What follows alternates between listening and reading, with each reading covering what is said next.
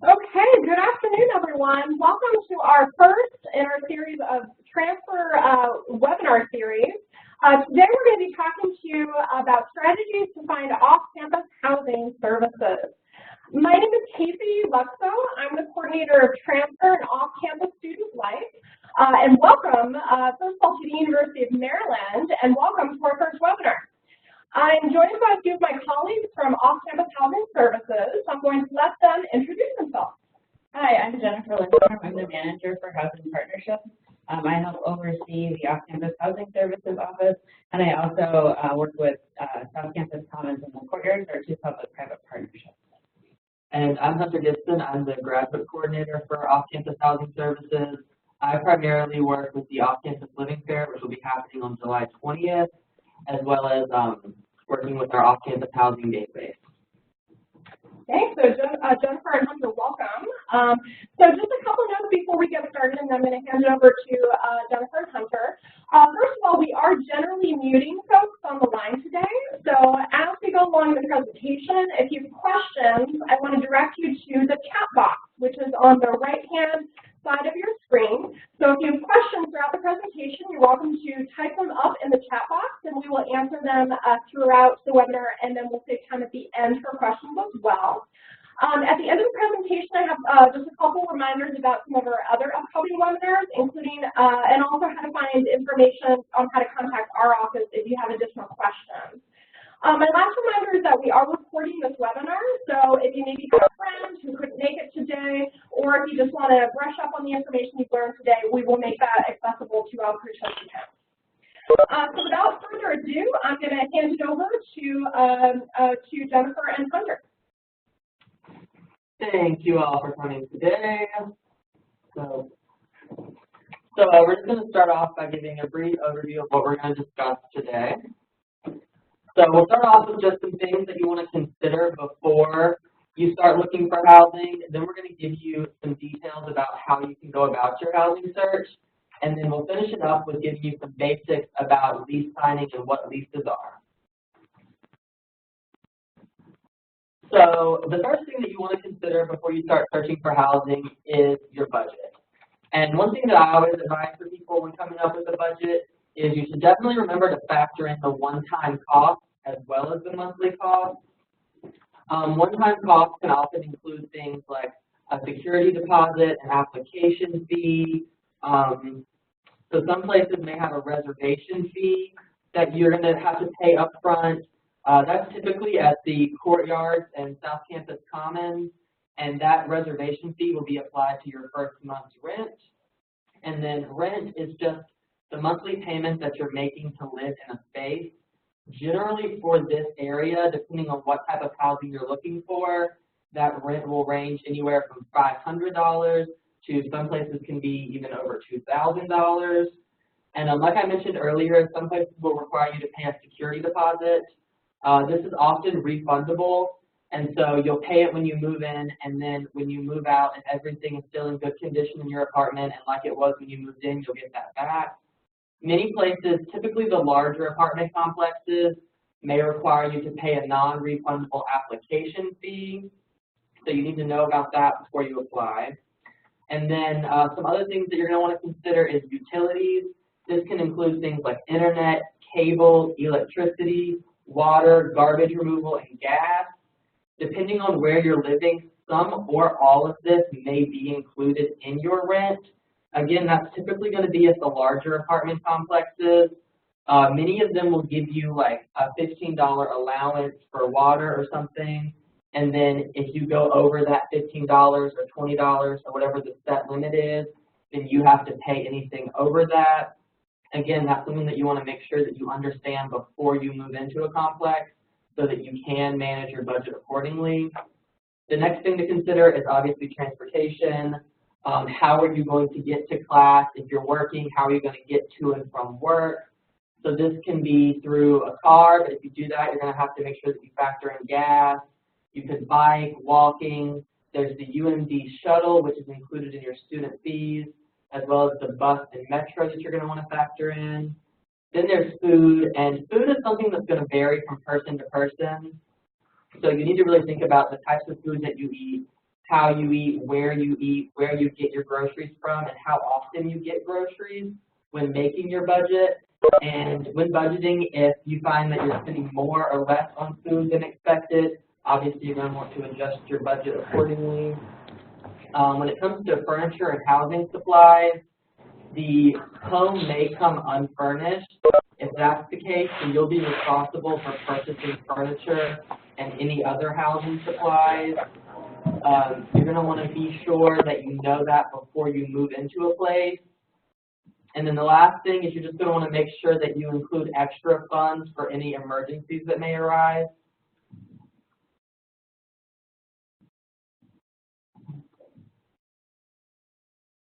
So the next thing that you're going to want to consider after you've created your budget is how are you going to pay? So just the practical, like actually how you make that payment is, it can vary from checks to money orders to credit cards to a bank draft. If you're making an electronic payment, such as a credit card or even a bank draft in some instances, there may be a processing fee attached to that, so you need to make sure that you understand that so that you can include that in your budget.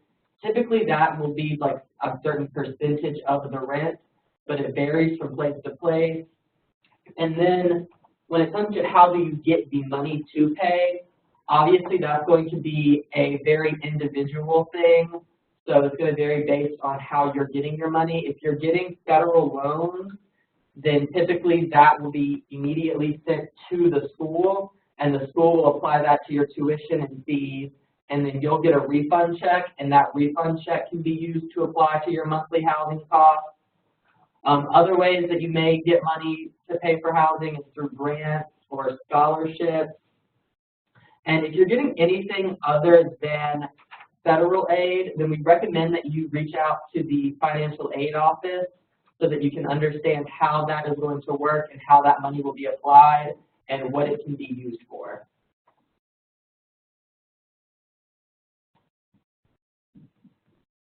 The next thing that you're going to want to consider is the housing. And what we mean by this is, like, which type of housing do you prefer? Do you want an apartment? Are you looking for a house? Would you prefer a townhouse? Do you want to share a bedroom and a bathroom, or would you prefer to have your own bedroom and bathroom? Do you have furniture that you want to take with you, or would you like a totally furnished apartment? And of course, with whom do you want to live?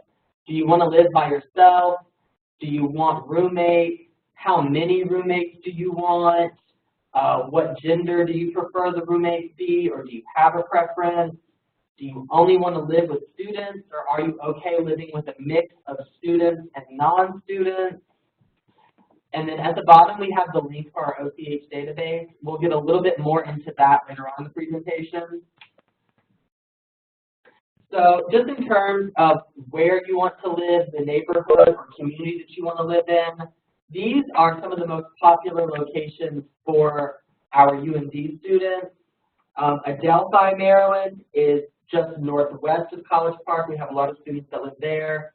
Obviously, many students live in College Park. This is obviously going to be the closest option to the university. There's also Greenbelt, where a lot of students live. That's just northeast of College Park. And then just south of College Park, we have Hyattsville, which is another popular destination for students. So we get a lot of questions about which properties are affiliated with the university and which ones aren't. And when it comes to that, there are only 2 properties that are officially affiliated with the university, although they are managed by a private company, which is Capstone On-Campus Management. And these are the Courtyards and South Campus Commons. So the Courtyards, if you want to live there, just some of the amenities that they offer is there's a double occupancy option, which means that if you have a unit that's a 2-bedroom unit, you can have 4 residents by doubling up and sharing a room.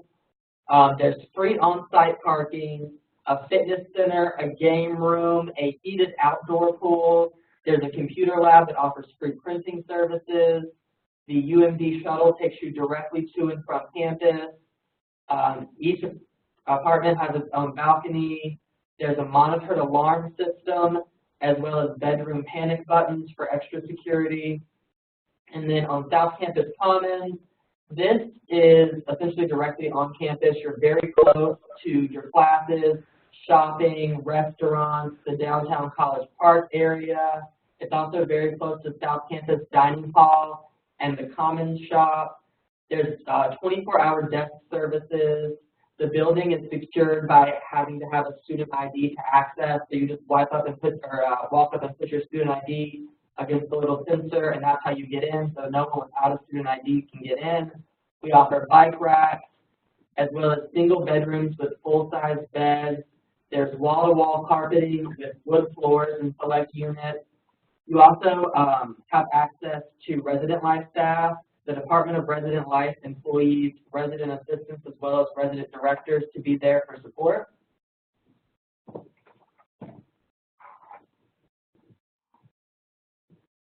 And these are just some examples of some of the nearby by-the-bed rentals. By-the-bed rental essentially means that you are paying for your space in the apartment. And typically, if you get a not by-the-bed rental, then it's the responsibility of all of the roommates to make sure that the entire rent for the apartment is paid each month. With by-the-bed rentals, you are only responsible for your portion of that rent.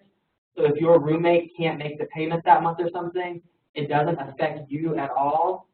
And so these are just some of the popular ones that are very close to campus.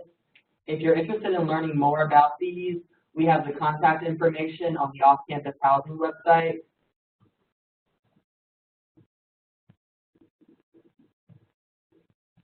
So the best resource for finding housing that we offer is the off-campus housing database.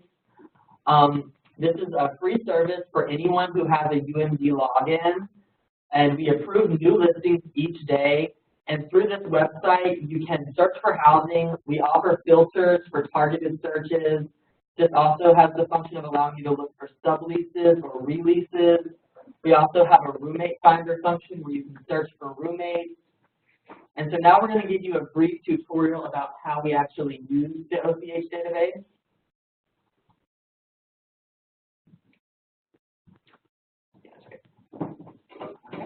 So this is what the website looks like. This is what the off-campus housing website looks like. And then we're going to take you to the database now. So this is the database website interface. So what you can do is you can start by just, if you have an account, you log in. If you don't have an account, you can sign up just using your UMD student email. So we're going to start by just showing you how you would go about looking for housing. So just click on the housing tab, and then this will show you all of the housing listings. We recommend narrowing your search by including some filters. So let's say that you are looking for somewhere between $500 and $900 for your rent, and you want to live in an apartment. So then this will show you just the things that match your specific interests. And if you see anything in blue, that means that is a sublet. And a sublet is where basically the person who signed the original lease is moving out, and you are going to now be responsible for paying that person's portion of the rent that month, or for however long you're there. And so like this one, it shows you this person wants someone who can move in December 8th, 2017 and move out August 1st, 2018. It's really important to pay attention to those dates because we do occasionally find folks who post their listing and just never take it down. So just want to make sure that you pay attention to some of those dates. Yeah. And so let's say that you have two places that you're really interested in, and you can't decide between the two, so you want to compare. So you see this little icon, it looks like a folded piece of paper. What you can do is just go through for each of the places that you're interested in, click that, and then click on this red box in the corner that says Go, and it will show you the three places side by side. And then it'll down here, it'll have just a little checkbox where it'll show you like what each place offers so that you can compare and contrast and see which one works best for you. So that's the essentials for looking for housing. if you're looking for roommates, then there's a roommate search function, and you can go in and create a profile that will show you, that will just tell people what you're looking for, a little bit about you, what you want from a roommate. This is Jennifer's roommate profile. As you can see, her bio, it just tells you how awesome she is. She's seriously awesome, totally, y'all. We recommend you putting more than that in. Yeah, we really describe yourself so that folks can know if they want to live with you or not, and vice versa. Absolutely.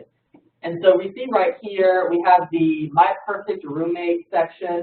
So this is where you can just fill out and say what you're looking for in a roommate. So for example, Jennifer doesn't care about the gender. You can smoke or not in the apartment. You can have overnight guests if you want to. And she's not particularly worried if you're neat or messy. That may vary from person to person, so you're going to want to definitely fill that section out so that people can know what you're looking for. And then here's just where Jennifer fills out a little bit about herself. And then in this section, we have the amenities. So these are the amenities that Jennifer absolutely has to live somewhere. She needs recycling a year, and she wants a garden or a yard. And then her preferred neighborhood is Mount Rainier. So we recommend putting that as well. And then back to the slide. And the cool thing about this too is if you find a place and are then looking for a roommate, you can make your own listing for free and then link that to your roommate finder profile as well. Yes, and it's really great if you're looking for somewhere or you're looking for a roommate and that person that they already have a place listed. That's really nice, so then you know that y'all don't have to actually look for a place because that person already has one. So the next thing that you're going to want to consider is transportation. There are various transportation options in the area. There's the UMD shuttle, which as we mentioned earlier is included in the student fees that you're going to pay at the beginning of each semester. There's also the WMATA bus and metro trains. There's local county buses. And there's other transportation such as walking. We have the link, which is maps.umd.edu, which shows you walking maps for routes to places around campus. You can do biking or driving. If you're interested in more information on transportation, you can join the transportation webinar, which will be hosted in 2 weeks and presented by the Department of Transportation Services. So we strongly recommend viewing that. And so finally, just some lease basics. A lot of people tend to have a lot of confusion around leases. So one thing that you're going to want to make sure you do with any lease that you sign is make sure that you actually sign a lease, because verbal agreements are not legally binding. So just because you discuss something with a landlord or a leasing manager, they're not legally binded to follow through on those agreements unless it's in writing with signatures on it. So definitely make sure that there is a written agreement for the terms of your property.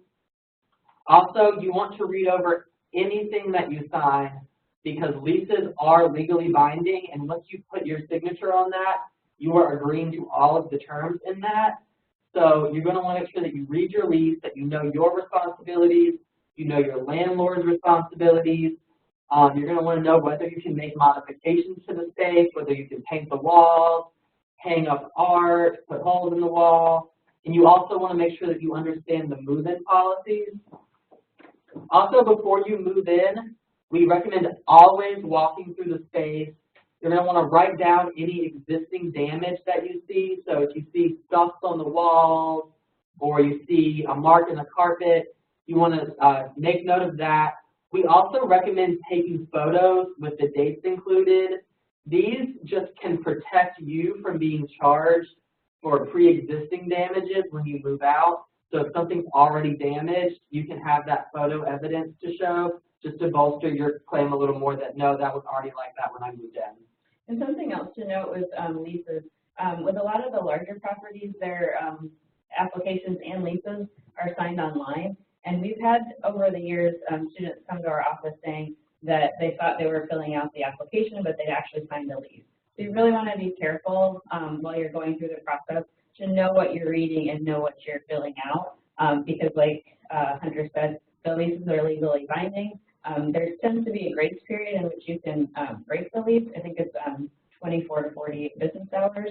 But oftentimes, unfortunately, we hear students that come to our office did this a week ago or something like that. And at that point, there's not a whole lot that can be done unless like, the apartment has a waiting list or something like that. But they still might hold you financially responsible. So really be careful as you go through this process. For a lot of folks, this is the first time they're signing leases. And to just really make sure that you're sure that you want to do it and that you know what you're signing. We have several handouts on our OCH website that go over lease signing information in more detail.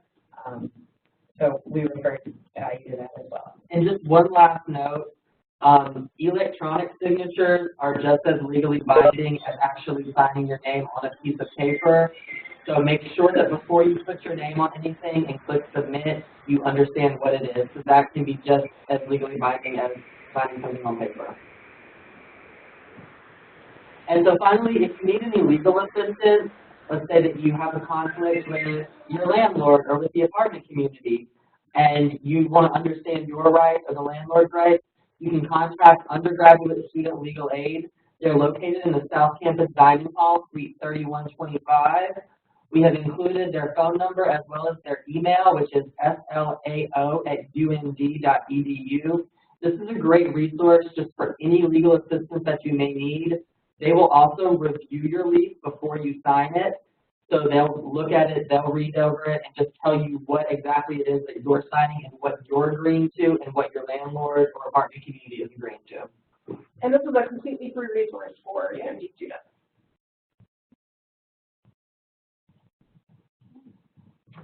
All right, so we want to thank you all for joining today. This is the end of our presentation. If you have any questions, feel free to type them in the chat box and we will answer them aloud.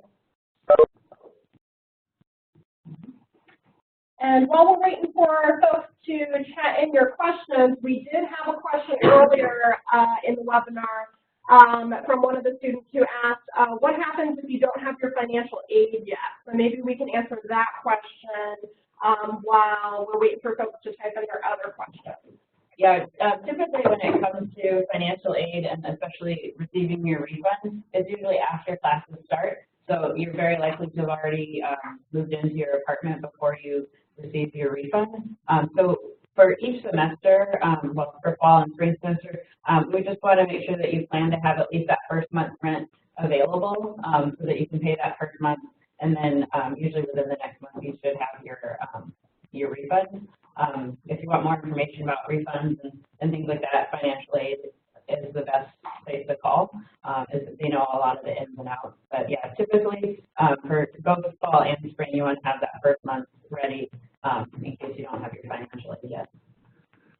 Great. And just a reminder again, if you have any questions, please go ahead and type them in the chat box.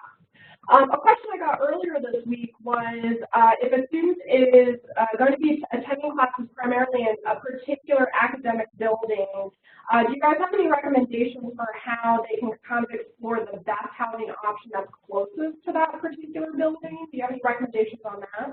Yeah, one of the nice things about the OCH database is it does have a map function. There's a lot of different ways to view the listings. So if you click on the map function, we still have that. Yeah, I can do this. We're going to share it so we can show you. Go back to the housing table. Yeah. So if you, let's see if I can do this.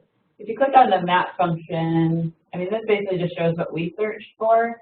So you want to like zoom in nice and close to the university. You can also Google University of Maryland or the building that you're interested in finding out more about, and it'll show the properties that are close by.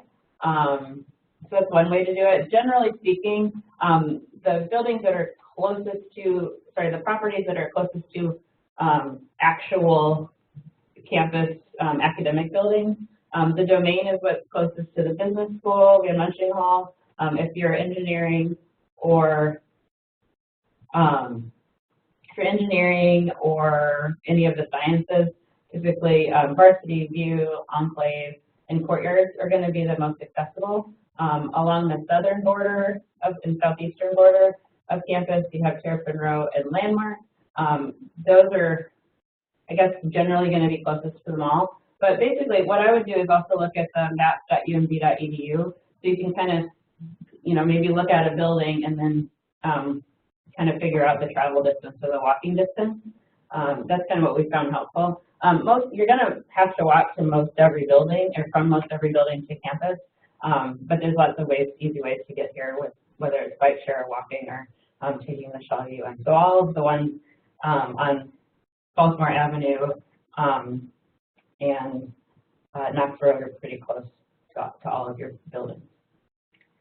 So I see another question, which is asking about whether on-campus housing is an option this year. So can you kind of explain whether off-campus housing at this point is just an option, or whether on-campus housing is an option? For folks that applied by the deadline, the May 1st deadline,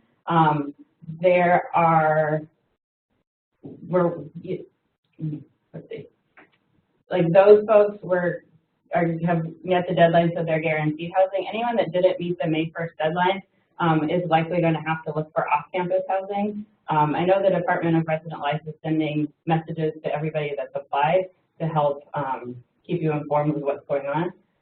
More this year, just more students were interested in on-campus housing than before. So we're doing everything we can to make sure people get housed, but there will be folks that don't receive on-campus housing. If you haven't applied yet, I would say that you will need to look for off-campus housing at this point. And related to that question, I see one that indicates that for the students who have applied for on-campus housing but are still waiting to hear back, what should they do? Should they go ahead and look for off-campus housing? And if they secure off-campus housing, how do they let on-campus housing know that they no longer need that? If you know that you've already been waitlisted for on-campus housing, we would recommend that you do start your off-campus housing search. If you are really looking for more detailed information about on-campus housing, I recommend going to the Resident Life website, reslife.umd.edu, or calling the Resident Life Assignments Office or emailing them. They have the most up-to-date information about on-campus housing. And for those students who are still on the waiting list, they can indicate where you are on the waiting list, and they let students know, I think it's every 15th of the month, your place, so you can get updated information from them. I see another question, if you do get or need a roommate, what are your recommendations on how to coordinate rent and lease agreements with the landlord and roommate? So is there like an order of events that should happen? Well, for the most part, if you're living in one of the larger managed properties like we had up in the one slide, those are going to be by the bed rentals. So that means that you're just going to be paying for yourself. So there's no other agreement that you need to make with your roommates, because everybody will have their own individual lease. If you're in a house, I mean, the first step is usually finding that roommate. If somebody's already living in the house, they might have an idea of how you want to coordinate that. In my experience, the landlord tends to not be part of that process. The landlord just wants to make sure the rent gets paid, and it's generally up to the residents to figure out the best way. So some folks might say, well, I have the bigger bedroom, so I'll pay a little bit more. You have a small bedroom, or you have to share a bathroom, so you'll pay a little bit less. That's definitely a conversation you want to have before you move in. On the database, the rents are already listed, so typically that would be what you agree to. But if it is a shared location that has one universal lease for that property, you just want to make sure you have that conversation. But again, typically the landlord is involved in that conversation. One question that I get typically in the middle of the academic year is perhaps you have found a roommate and perhaps it's not the best fit. So if you do move forward and have sort of a roommate conflict that you need to help resolving, are there any on-campus resources they can turn to for some additional assistance? I think the off-campus or the undergrad legal aid office is a great place to go for that. They will do mediations and help you kind of work out the problem. A lot of the larger properties also have a resident assistant type role, so they might be able to help you out. They also have some resources in our office about basically starting on a good foot, so that hopefully you don't run into as many problems, but also advice on how to have the difficult conversations if that's necessary. It looks like one of the questions too is, what if I do get on-campus housing, but I actually don't want it? Do I still have to accept it? No, if you, at this point, it's my understanding, if you don't want to live on campus, you don't have to, but you just need to make sure you communicate that with the assignments, the resident life assignments office. And then a few questions here. Will it cost less if you have a roommate compared to living by yourself? So this is going to depend on where you live. If you live in one of the by-the-bed rentals, then the rent is preset for each person, and it typically the more people that you have, the more rooms that are in the apartment are going to be a little bit cheaper. But each place will have the different rates for their layouts, and so you can talk to them and figure out which one works best for your budget. If you're living in not a by-the-bed rental, so like an apartment or a regular apartment or just like a house, then that's going to be up to you to coordinate with most likely the roommates, but possibly the landlord as well, to see who's going to pay how much and how you're going to get the total of the rent paid. And I think we see a sort of second part to the last question we were just talking about, which is if you're paying by the bed, would it be best to then find a roommate first and then find an apartment? This depends on the place. Most of the bigger places do offer roommate matching services. So you can go in and say that you prefer to live with these 4 or 3 or 2 people, and they will do their best to accommodate you to make sure that you're all together. But if you don't have anyone in mind, you don't know anyone who's going to live there or anyone with whom you want to live, then they can match you with people. Yeah, some of the properties do keep some roommate profiles that you can look at, but like Hunter said, it's kind of a personal preference. If you're cool with just, the adventure of new roommates, I would say find a place to live, and hopefully everything works out. If not, we have the roommate finder on our database, and also we're having an off-campus living fair on July 20th, and we're going to have a roommate finder component to that. So we've had students find success with that as well. So if you're going to be here or can be here on the 20th, the fair will be from 2 to 4:30, and the roommate finder will start at 3 o'clock.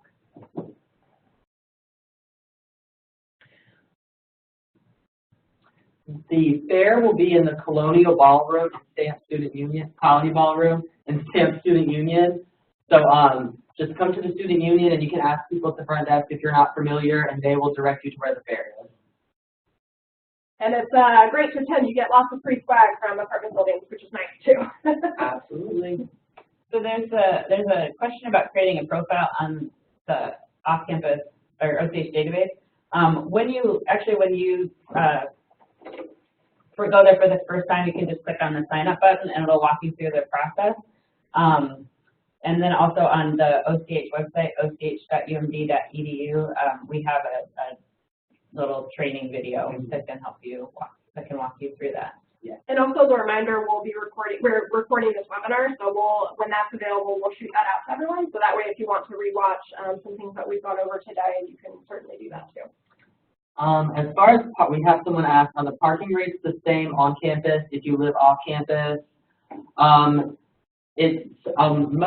of the big places will offer you parking, but you have to pay extra for it. You can get an on-campus parking pass, but we recommend coming to the webinar with the Department of Transportation Services in 2 weeks, and they can give you more detailed information on that. Yeah, but generally, if you, like in the courtyards, they have free parking in their property, but if you want to drive your car to campus, you have to get a campus parking pass. So that's something to consider in your budget. So if it's $125 a month to park at the varsity, you'll want to work that into your budget if you also want to drive on campus.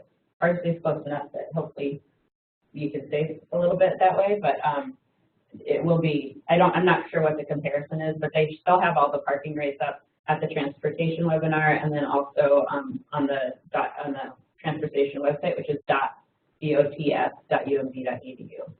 And they're going to go over in 2 weeks on June 21st, go over a lot of information about the different commuting options. But one thing that's really nice is they have this Smart Commute initiative where you actually get incentives to earn prizes if you take like the free shuttles. So in addition to not having to pay to park on campus, if you live at some of those surrounding buildings, you have other incentives too. So definitely log into that webinar or register for that webinar if you haven't already. So I think we have a couple other questions regarding parking. If you bring your car, do you have to make arrangements to park on campus if you have to commute? I think the answer is yes. Okay. Yeah, you need to purchase a parking pass, and that you can purchase them by semester. Does the UM shuttle bus go to all the places provided on the off-campus housing website? I'm going to say no, because there's a lot of places on the website. That said, the UMD shuttle is very extensive. It goes to all the major properties, all the large properties that are along Baltimore Avenue. It goes. I live in Hyattsville. It goes out to Hyattsville, which is south of campus. It goes out to the New Carrollton Metro, which is about 20 minutes east of campus. Greenbelt. It goes to all the major areas around College Park. Again, their website is really helpful to see where everything goes. And you can use the Next Bus app to see like when the bus is coming. I think that you need to go to the website to see all of the routes. And they also produce a booklet each semester mapping out where all the buses go. But it's quite expensive. Yeah.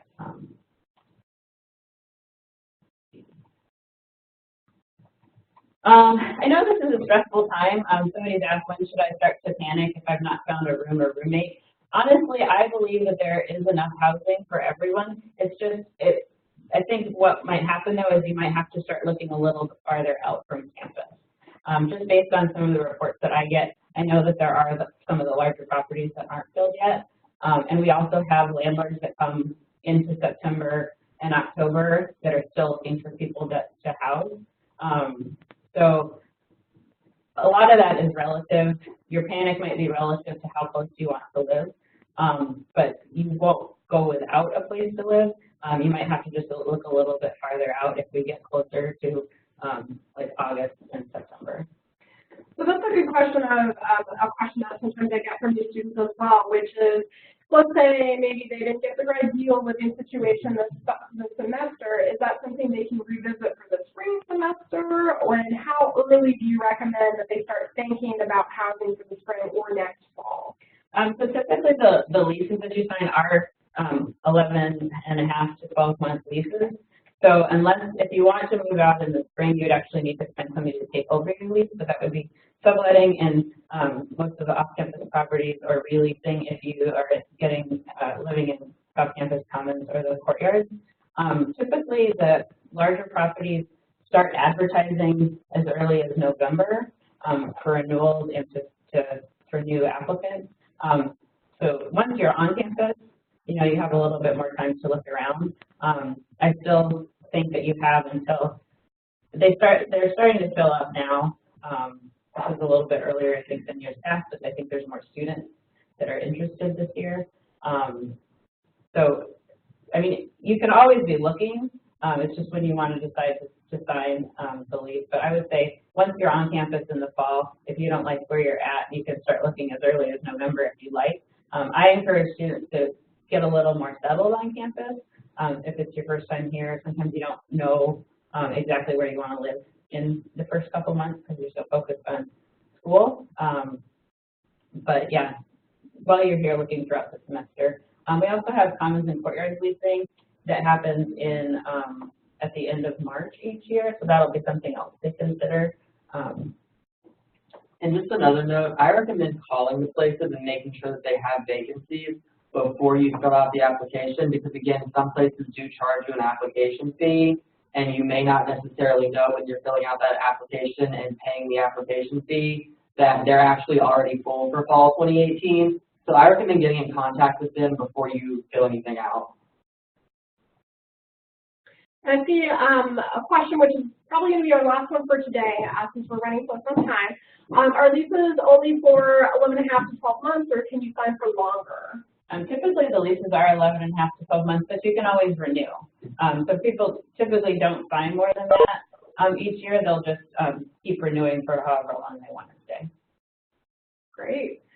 Well, thank you, Jennifer and Hunter, for all this awesome information. I hope you all found this very helpful. Before I transition to just a final reminder about our upcoming webinars, I want to encourage you, if you have any additional questions, you're welcome to contact Off-Campus Housing Services.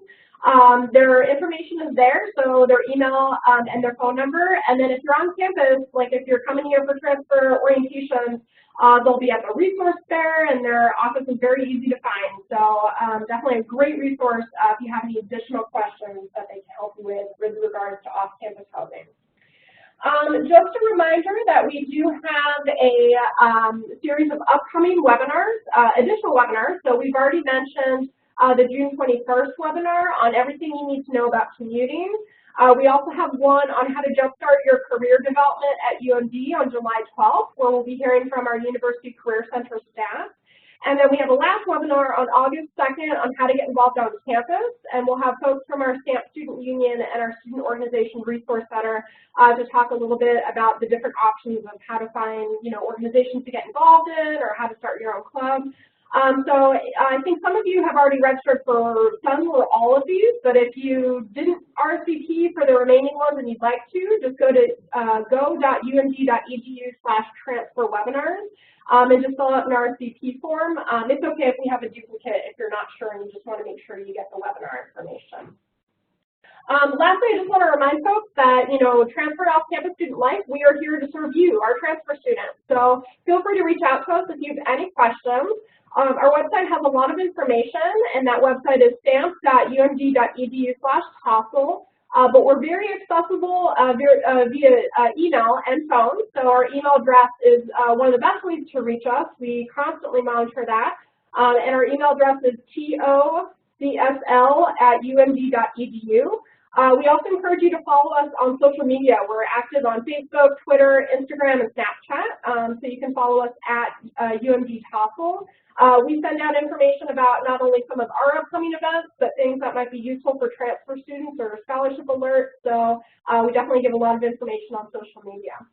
So again, welcome to the University of Maryland. We look forward to meeting you, and hopefully we will see you at our upcoming webinars.